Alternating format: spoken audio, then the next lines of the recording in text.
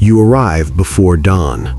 The bus does not have windows, or rather, the windows had been covered with black adhesive film that was applied so long ago it has begun to peel at the corners, leaving thin crescents of gray morning light along the frames. You can see almost nothing. You can hear gravel under the tires. You can hear the person next to you breathing through their mouth, which tells you they are either nervous or injured, and at this stage of the process, those two conditions are functionally identical. The bus stops. No announcement. The doors open and a voice outside says simply, "Out." You step onto ground that is frozen in the way that ground gets frozen in the Pacific Northwest in November. Not solid ice, but a kind of hardened mud that cracks slightly under your boot and then resists, and the resistance travels up through your ankle and into your knee in a way that reminds you your body is a physical object subject to temperature and pressure. You have been awake for 22 hours. You are not told where you are. You are not told the name of the installation. You are told to stand on a line, and the line is a strip of yellow tape on the ground outside a structure with no identifying signage, and you stand on it. There are 19 of you on the line. You will not all finish.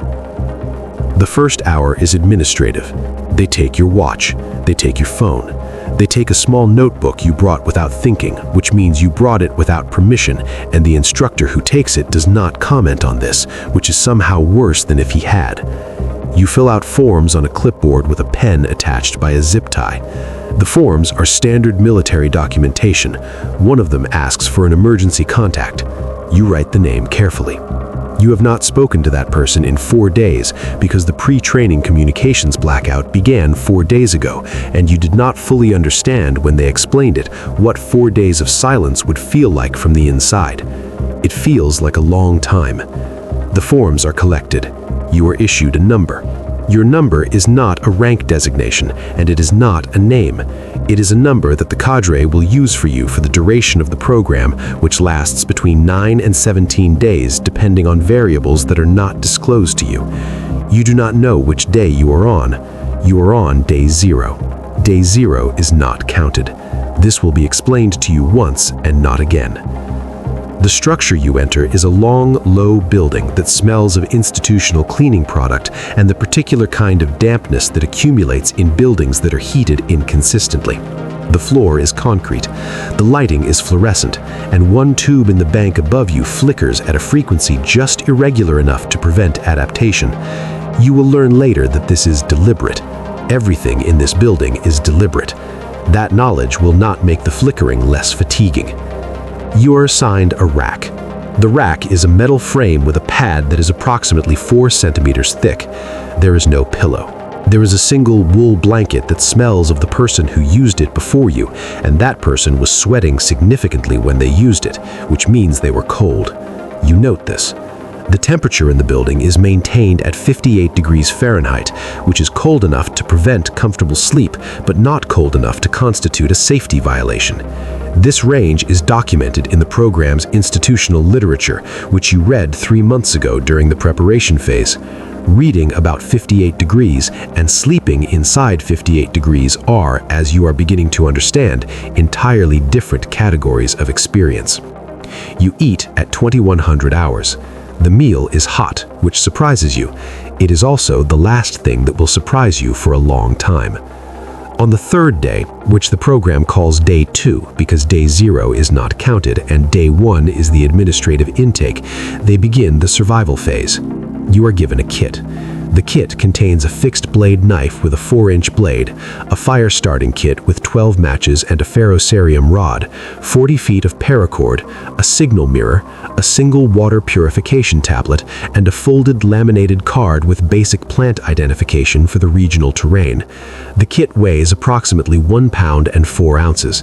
You know this because you weighed it the night before in your head, estimating each component from memory during the 4-hour block when you were permitted to sleep but could not actually sleep because the temperature and the light and the sound made sleep a theoretical proposition rather than a functional one. The survival instruction is conducted by a man named Sergeant Instructor Reyes, who does not introduce himself as Sergeant Instructor Reyes, but whose name you learn through the program documentation. He is approximately 45 years old. He has the quality of stillness that develops in people who have spent extended time in environments where unnecessary movement has consequences. He explains how to construct a debris shelter. He explains the calorie mathematics of hypothermia, that below 50 degrees Fahrenheit in wet conditions, an untreated body loses core temperature at a rate that becomes clinically significant within 90 minutes. He says the number 90 once. He does not repeat it. He expects you to have absorbed it. You build the shelter in pairs. Your partner is a signals officer from Fort Gordon who has done this once before in a civilian context and who moves with a confidence that you recognize correctly as compensatory. The shelter takes 1 hour and 40 minutes. Sergeant Instructor Reyes observes it without comment. His silence is informational. You rebuild the eastern wall. The navigation phase begins on day 4. You are given a grid reference and a compass bearing and a topographical map with a 1 to 25,000 scale. You are given 8 hours. The objective is 11 kilometers northeast across terrain that is mixed conifer forest at intermittent ridge with an elevation gain of approximately 400 meters. You are not permitted to travel roads. You are not told what happens if you miss the time window. You are told to move. You move. The 11 kilometers takes 6 hours and 40 minutes. Your boots are wet by the second hour because the stream crossing at grid reference 447-891 is listed on the map as a seasonal drainage, and it is currently not seasonal. It is running at approximately knee depth with a current that requires you to brace and move laterally rather than forward, and the water is 41 degrees and your feet lose functional sensation within 4 minutes of submersion. You cross anyway. You move anyway. On the far bank, you sit for 2 minutes to assess your feet, not because 2 minutes is the right amount of time, but because 2 minutes is all the margin your timeline allows, and then you move again. You reach the objective at 16:23 hours. Sergeant Instructor Reyes is standing at the objective point. He does not check his watch when you arrive. He says, "Number 7, fall in." You fall in. This is the closest the program comes to acknowledging that you have done something correctly. You understand this. You will think about it later during harder phases as a data point. Not pride, a data point. By day 6, you understand the architecture. The program runs on a logic that is not designed to be cruel and is also not designed to be comfortable. It is designed to be instructive, and what it instructs is specific. It teaches you the gap between your perceived limits and your actual limits, and it teaches you this gap by the method of closing it incrementally until the gap disappears or you do. Most students find the gap is larger than they believed. The program engineers this discovery deliberately, and the engineering is sophisticated enough that you cannot see it while it's happening. You can only see it afterwards in the debrief, when the mechanics are explained and you recognize them in retrospect. The sleep protocol allows between 3 and 4 hours per 24-hour cycle. The hours are non-consecutive. You receive approximately 90 minutes of sleep at irregular intervals that do not coincide with your circadian rhythm, which means that each sleep block requires 15 to 20 minutes of transition time before you achieve any functional rest, and the 90-minute block is therefore functionally 60 to 70 minutes of actual sleep. Over 6 days, this produces a sleep deficit of approximately 30 hours. The effect of a 30-hour sleep deficit on cognitive function is documented in the literature at a threshold level impairment equivalent to a blood alcohol content of 0.05%. You are functioning at the cognitive level of a person who is legally impaired, and you are being asked to make decisions. The food protocol provides approximately 1,200 calories per day. Your resting metabolic rate at your weight and the ambient temperature and the physical output required is approximately 3,400 calories per day. The deficit is 2,200 calories daily. By day 6, you have drawn down approximately 13,200 calories from stored reserves. Your body has accessed glycogen stores and has begun gluconeogenic processes. You know this because you can feel it, not as hunger, which became background noise by day 2, but as a specific quality of physical heaviness in your limbs during sustained effort. You carry the weight of your own depletion with you like equipment. The cadre operates in a pattern that you map within the first 4 days. The morning block from 400 to 800 is highest pressure. The post-lunch block from 1:30 to 1500 operates at a medium register. The late evening block from 2100 to 2300 varies unpredictably, which means you cannot use it for anticipatory rest.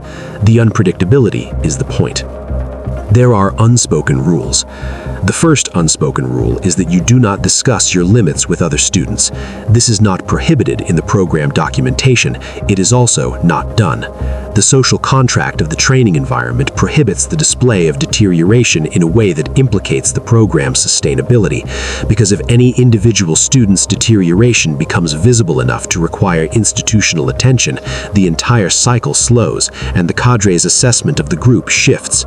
You manage your deterioration privately.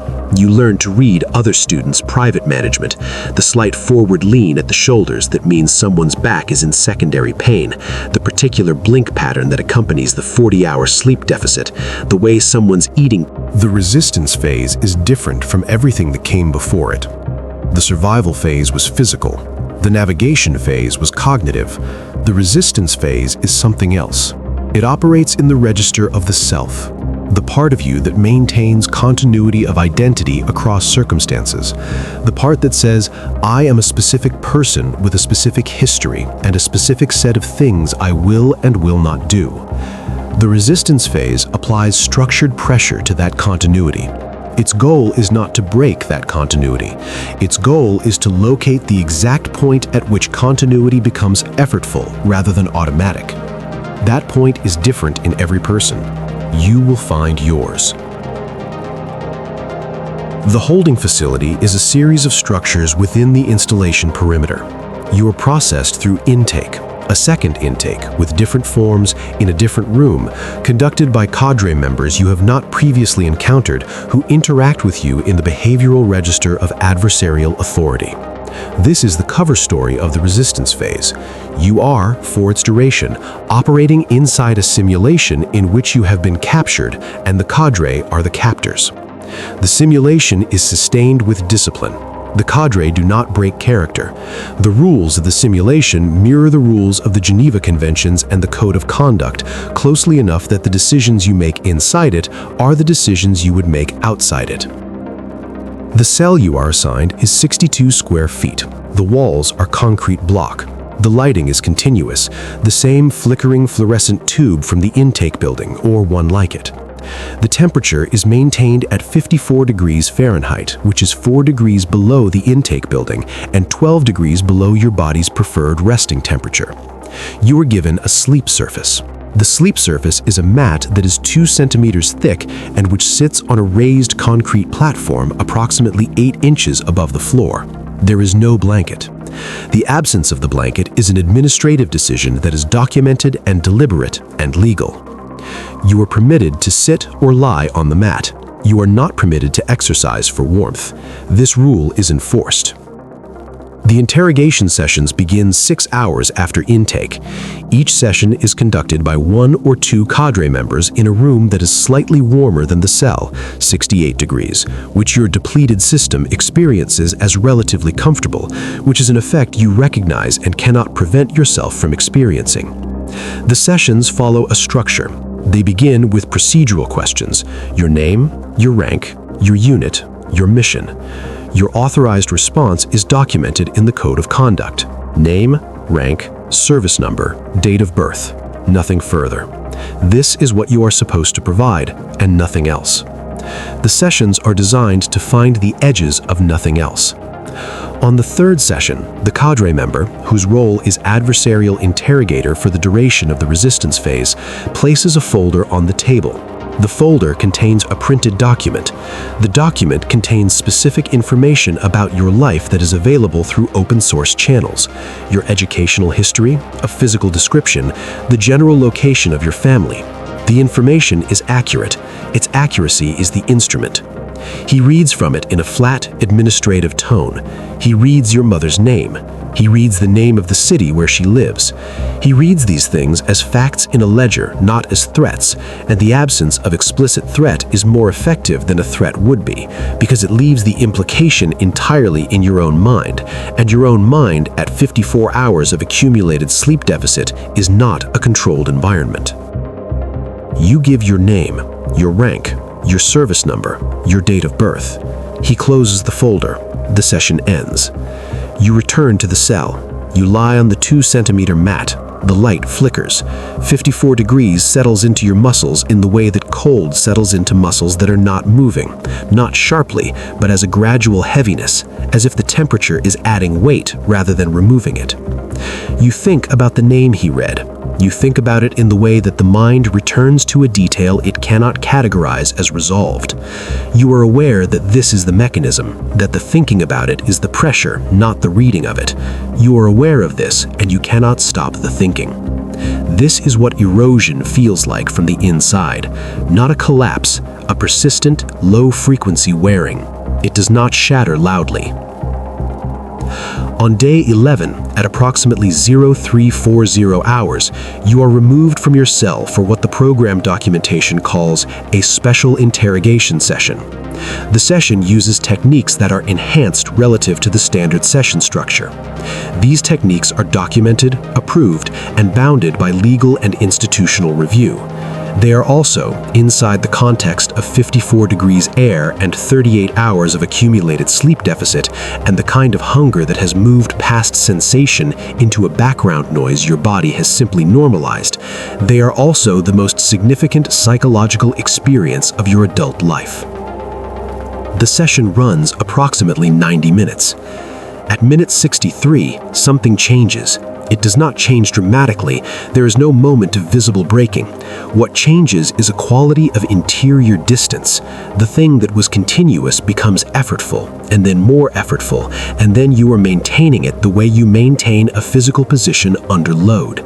Not automatically, not reflexively, but by deliberate, second-by-second muscular intention. Name, rank, service number, date of birth. The words are correct. The words are coming from a place that now requires active navigation to access. The distance between that place and the surface, where you are sitting in this room, in this chair, inside the cover story of this simulation, that distance has become the most significant fact of your immediate experience. The session ends at 0513 hours. You are returned to your cell. You lie on the 2-centimeter mat. The light flickers. 54 degrees settles into your muscles in the way that cold settles into muscles that are not moving, not sharply, but as a gradual heaviness, as if the temperature is adding weight rather than removing it. You think about the name he read. You think about it in the way that the mind returns to a detail it cannot categorize as resolved. You are aware that this is the mechanism, that the thinking about it is the pressure, not the reading of it. You are aware of this, and you cannot stop the thinking. This is what erosion feels like from the inside, not a collapse, a persistent, low-frequency wearing. It does not shatter loudly. On day 11, at approximately 0340 hours, you are removed from your cell for what the program documentation calls a special interrogation session. The session uses techniques that are enhanced relative to the standard session structure. These techniques are documented, approved, and bounded by legal and institutional review. They are also inside the context of 54 degrees air and 38 hours of accumulated sleep deficit and the kind of hunger that has moved past sensation into a background noise your body has simply normalized. They are also the most significant psychological experience of your adult life. The session runs approximately 90 minutes. At minute 63, something changes. It does not change dramatically. There is no moment of visible breaking. What changes is a quality of interior distance.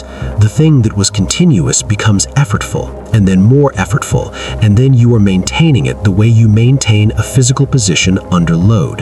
Not automatically, not reflexively, but by deliberate, second-by-second muscular intention. Name, rank, service number, date of birth. The words are correct. The words are coming from a place that now requires active navigation to access. The distance between that place and the surface, where you are sitting in this room, in this chair, inside the cover story of this simulation, that distance has become the most significant fact of your immediate experience. The session ends at 0513 hours. You are returned to your cell. You lie on the 2-centimeter mat. The light flickers. 54 degrees settles into your muscles in the way that cold settles into muscles that are not moving. Not sharply, but as a gradual heaviness, as if the temperature is adding weight rather than removing it. You think about the name he read. You think about it in the way that the mind returns to a detail it cannot categorize as resolved. You are aware that this is the mechanism, that the thinking about it is the pressure, not the reading of it. You are aware of this, and you cannot stop the thinking. This is what erosion feels like from the inside. Not a collapse, a persistent, low-frequency wearing. It does not shatter loudly. On day 11, at approximately 0340 hours, you are removed from your cell for what the program documentation calls a special interrogation session. The session uses techniques that are enhanced relative to the standard session structure. These techniques are documented, approved, and bounded by legal and institutional review. They are also inside the context of 54 degrees air and 38 hours of accumulated sleep deficit and the kind of hunger that has moved past sensation into a background noise your body has simply normalized. They are also the most significant psychological experience of your adult life. The session runs approximately 90 minutes. At minute 63, something changes. It does not change dramatically. There is no moment of visible breaking. What changes is a quality of interior distance. The thing that was continuous becomes effortful, and then more effortful, and then you are maintaining it the way you maintain a physical position under load. Not automatically, not reflexively, but by deliberate, second-by-second muscular intention. Name, rank, service number, date of birth. The words are correct. The words are coming from a